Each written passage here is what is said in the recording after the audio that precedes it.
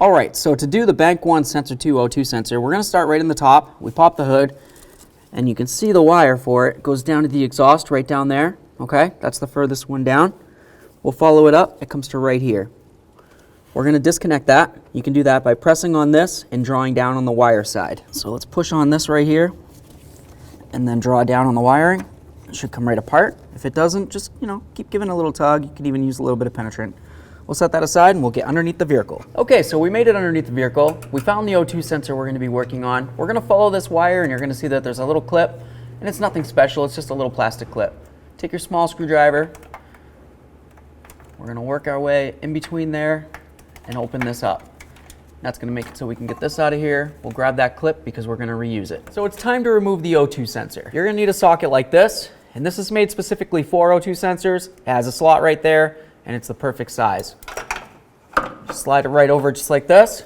Take your long ratchet, and then hopefully break it free. There we are. I like to just work it back and forth a little bit,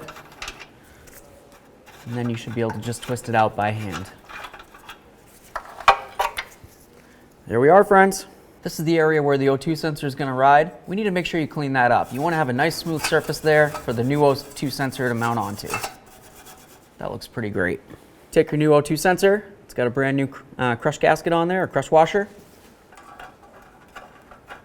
We're going to put that right in, and then we'll tighten it up.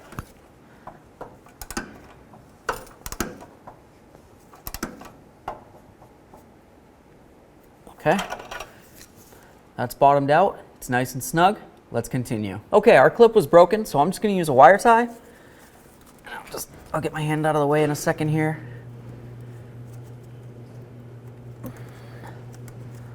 Okay, so I just went back around this wire, same place. I got this one right here for the O2 sensor, and that's just going to hold it secure so it can't flop around and potentially get melted or caught on anything. So now we're just going to take our electrical connector from the O2 sensor.